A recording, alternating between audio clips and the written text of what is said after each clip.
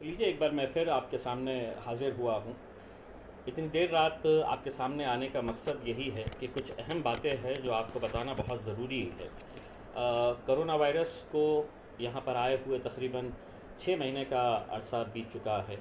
पिछले 3 महीने पहले, 4 महीने पहले, 5 महीने पहले एक हाहाकार मचा हुआ था कि वेंटिलेटर्स नहीं है, वेंटिलेटर्स नहीं है। हमने सब ने अपने अपने तौर के ऊपर कोशिशें की।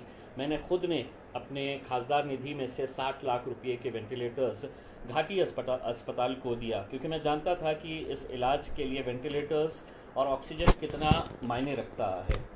लेकिन अब ऐसा लगता है कि प्रशासन के सामने अब प्रॉब्लम ऑफ प्लेंटी हो गया है। वरना क्या वजह है कि वेंटिलेटर्स आकर पड़े हुए हैं, धूल खा रहे हैं, लेकिन वो पेशेंट्स को प्रोवाइड नहीं किया जा रहा है। हर सोमवार के दिन जिलाधिकारी दफ्तर के अंदर मीटिंग होती है, जहां पर सभी वरिष्ठ अधिकारी और पदाधिकारी, लोक प्रतिनिधि वहां पर मौजूद रहते हैं इस बात को डिस्कस करने के लिए कि ये कोरोना से कैसे हम निपट सकते हैं, कोरोना के अंदर और क्या बेहतर हम उपाय ला सकते हैं, और पेशेंट्स को ज़्यादा से ज़्यादा सहूलतें हम कैसी प्रोवाइड कर सकते हैं। इन सब मुद्दों के ऊपर चर्चा करने के लिए बात हम करते हैं। पिछले हफ्ते ये बात सामने आई थी कि सरकारी वेंटिलेटर्स प्राइवेट हॉस्पिटल्स को दे दिए गए थे। एक अजीब बात थी, क्योंकि सरकारी हॉस्पिटल के लिए ही ये वेंटिलेटर्स लाए गए थे। और सरकारी हॉस्पिटल का मतलब ये है कि अगर हम घाटी जैसे अस्पताल के अंदर सुपर स्पेशलिटी बिल्डिंग बनाते हैं, 150 करोड़ रुपए की बिल्डिंग बनती है, और वहाँ पर अगर हमारे पास वेंटिलेटर्स ऑपरेट करने के लिए या ऑक्सीजन सप्लाई करने के लिए अगर वहाँ पर ये फैसिलिटीज़ नहीं है, तो एक सवाल पैदा होता है कि सरकार ने ये 150 करोड़ रुपया आखिर जनता का खर्च क्यों किया है। हमने उसका विरोध किए थे। आज ये बात सामने आई है कि जो वेंटिलेटर्स केंद्र सरकार की तरफ से आए हैं, तो वो वेंटिलेटर्स ग्रामीण के जो सरकारी अस्पताल है वहाँ पर दिए गए हैं। ये बात जब पूछी गई कि कितने वेंटिलेटर्स आए, तो ज़िला परिषद के अधिकारियों के पास इसका जवाब नहीं था। सिविल सर्जन ने जवाब दिया कि वेंटिलेटर्स चूँकि पीएम केयर फंड से डायरेक्ट ही हॉस्पिटल्स को प्रोवाइड कर दिए गए थे। तो अब आप देखिएगा कि दिल्ली में बैठे हुए केंद्र सरकार का एक सेक्रेटरी दिल्ली में बैठकर ये तय कर लेता है कि औरंगाबाद के कन्नड़ तालुका को कितने वेंटिलेटर्स देना है, गंगापुर में कितने देना है, वैजापुर में कितने देना है, पाचोड़ में कितने देना है। ये बड़ी अजीब सी बात है कि वहाँ पर दिल्ली में बैठे हुए अधिकारी को एक ऐसा मालूम है कि हमारे पास अगर शहर के अंदर हमारे पास मेडिकल इंफ्रास्ट्रक्चर अवेलेबल नहीं है, तो आप अंदाज़ा लगा सकते हैं कि गाँव की क्या हालत है हमारे पास। तो जब आंकड़े सामने आए कि कितने वेंटिलेटर्स, मैंने इनसे ये पूछा कि कितने वेंटिलेटर्स आए थे और कितने इंस्टॉल कर दिए गए हैं जिसका डायरेक्ट फ़ायदा पेशेंट्स को मिल रहा है, तो कुछ आंकड़े बताए गए कि इतने वेंटिलेटर्स आए थे, इतने लगा दिए हैं।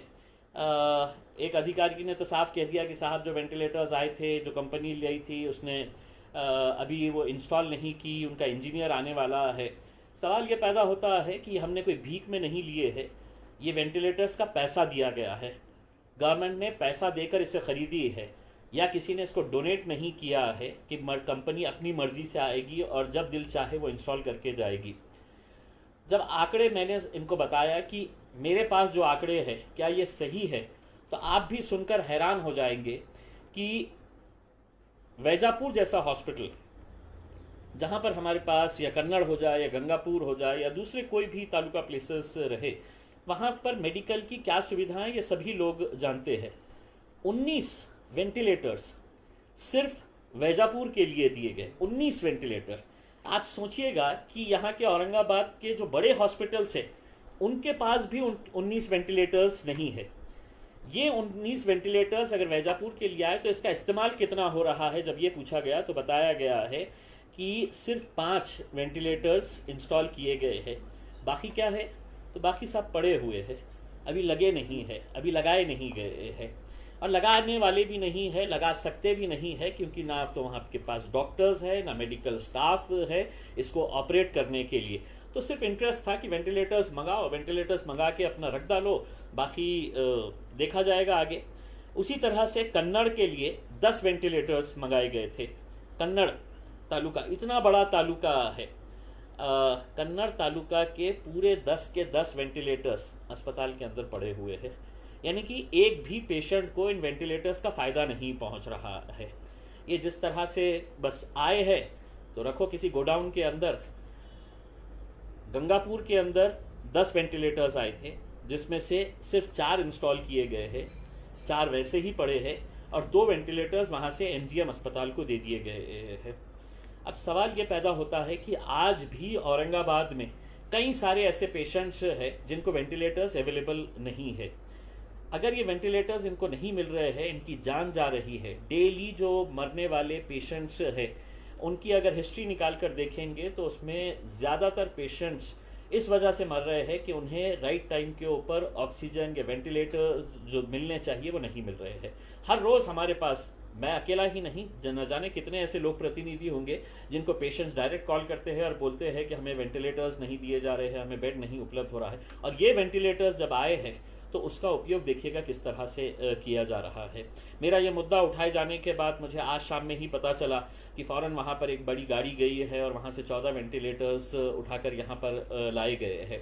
एक सवाल ये पैदा होता है कि ये वेंटिलेटर्स जो है अगर ग्रामीण इलाकों के अंदर इस्तेमाल नहीं हो सकते हैं तो ये 150 करोड़ रुपए की सुपर स्पेशलिटी बिल्डिंग कोई एंटरटेनमेंट के लिए तो बनाई नहीं गई थी कि वहाँ पर हम फिल्में दिखाने वाले हैं या वहाँ पर हम थिएटर खोलने वाले हैं। अगर वो हॉस्पिटल बना है तो उस हॉस्पिटल के अंदर ये वेंटिलेटर्स को क्यों नहीं लगाया गया है। मैंने कलेक्टर साहब से अनुरोध किया कि आपकी प्रायोरिटी ये होनी चाहिए कि ये पूरे वेंटिलेटर्स आप बुलाइए, गवर्नमेंट हॉस्पिटल को प्रायोरिटी के ऊपर पहले घाटी को पूछिएगा कि ये वेंटिलेटर्स आप लगा सकते हैं। उनके पास कैपेसिटी नहीं है तो सुपर स्पेशलिटी बिल्डिंग 150 करोड़ रुपये की मेरे और आपके पैसे से बनाई गई है तो वहाँ पर लगाइए। और वहाँ पर भी अगर नहीं है उनके पास कोई सुविधा तो आप उसको, जो मेल्ट्रॉन के अंदर महानगर पालिका ने, उसने भी करोड़ों रुपया खर्च किया है ये नया हॉस्पिटल बनाने के लिए, तो वहाँ पर सबका इंटरेस्ट से बिल्डिंग बनाने में क्यों। इंफ्रास्ट्रक्चर अगर वहाँ पर पूरी तरह से अगर इक्विप रहेगा तो आप वहाँ पर पेशेंट्स को पूरी सुविधाएं दे सकेंगे। महानगर पालिका के प्रशासक अस्ति कुमार पांडे साहब ने कहा है कि ये वेंटिलेटर्स अगर हमें दिए जाते हैं तो हम मेल्ट्रॉन के अंदर इसको इंस्टॉल कर देंगे। तो देखिए कितनी अफसोस की बात है और हमारे लिए, सबके लिए शर्म की बात होनी चाहिए कि आज भी पेशेंट्स की अगर मौत हो रही है सिर्फ वेंटिलेटर्स नहीं मिलने की वजह से और खामोशी से कन्नड़, गंगापुर, वैजापुर इन इलाकों के अंदर वहाँ पर पड़े हुए हैं। हमने तो ये कहा है कि कन्नड़ में अगर आप हॉस्पिटल को पूरी तरह से इक्विप करते हैं तो कन्नड़ का कोई भी पेशेंट औरंगाबाद के घाटी हॉस्पिटल में नहीं आना चाहिए। उसी तरह से गंगापुर, वैजापुर के अंदर जितने भी पेशेंट्स हैं, ये पेशेंट्स को भी यहाँ पर भेजने की ज़रूरत नहीं है, लेकिन ये उसी वक्त मुमकिन होगा जब आप अपने तालुका के हॉस्पिटल्स को पूरी तरह से इक्विप करेंगे। और ये अकेला मैं कह रहा हूँ ऐसा नहीं है, ये लोगों की भी भावना है कि वहीं का वहीं अपने हॉस्पिटल्स को अगर हम पूरी तरह से इक्विप करते हैं तो हमारे को औरंगाबाद शहर के जो हॉस्पिटल्स है उसके ऊपर बहुत ज़्यादा लोड नहीं पड़ेगा। दूसरा मुद्दा एक ये उठाया गया है कि इस पीरियड के दौरान देखा गया है कि कुछ मेडिसिन ऐसे है, जैसे इंजेक्शन्स की अगर हम बात करें कि रेमडेसिविर इंजेक्शन है या टॉसिलोजुमैब है जो तकरीबन 35-40 हज़ार रुपये का एक इंजेक्शन आता है, ये कुछ मेडिकल स्टोर्स को दिए गए हैं। ये किस आधार के ऊपर ये मेडिकल स्टोर्स का चयन किया गया है ये फूड एंड ड्रग एडमिनिस्ट्रेशन ही बता सकता है, लेकिन आज भी ये इंजेक्शन्स ब्लैक मार्केट के अंदर मिल रहे हैं। ये ब्लैक मार्केट के अंदर अवेलेबल है। पेशेंट्स को अपनी जान बचाना है तो वो जितना पैसा चाहे उतना देकर वो इंजेक्शन्स हासिल कर रहा है, इसके ऊपर रोक लगाने की ज़रूरत है। इस पीरियड के अंदर लोगों ने धंधा भी बनाया है, जैसे बहुत सारे प्राइवेट हॉस्पिटल्स के डॉक्टर्स ने हमको ये बताया है कि जो ऑक्सीजन का सिलेंडर पहले 200 रुपये में भरा जाता था, अब उसकी कीमत तकरीबन 350 रुपये कर दी गई है, या छोटा अगर था 150 का था तो उसको 300 रुपये तक कर दिया गया है। तो हमने कलेक्टर साहब से अनुरोध किया है कि जिस किसी की इस तरह की रहा है तो ये ज़रूरी हो जाना चाहिए कि ऐसे कंपनीज़ को न सिर्फ नोटिस इशू किया जाए बल्कि ऐसी कंपनीज़ को इमीडिएट सील किया जाए। तो मैं तमाम प्राइवेट हॉस्पिटल से अनुरोध करूंगा कि ऐसे टाइम के ऊपर अगर कोई मेडिकल इक्विपमेंट्स, ऑक्सीजन, गैस अगर ये हायर रेट्स के ऊपर बेच रहे हैं, पीपीई किट्स अगर हायर रेट के ऊपर बेच रहे हैं तो आप इमीडिएट इन्फॉर्म करिएगा। हम इंश्योर करेंगे कि वो कंपनी के ऊपर स्ट्रिक्ट से स्ट्रिक्ट एक्शन लेना जाना चाहिए। तो ये एक मुद्दा था कोरोना की लड़ाई के ताल्लुक से। दूसरा एक मुद्दा मैं आपको आज इस वजह से बताना ज़रूरी समझता हूँ कि आज औरंगाबाद ज़िले के अंदर ही नहीं, पूरे मराठवाड़ा के अंदर बहुत अच्छी तरह से बारिश हुई है। जायकवाड़ी डैम जो है, जो जिसके पास से पानी पूरे हमारे शहर को प्रोवाइड किया जाता है, सप्लाई किया जाता है, वो लबालब भर चुका है। लेकिन वो पानी आपके घरों तक नहीं पहुंच सकता है। क्यों नहीं पहुंच सकता है?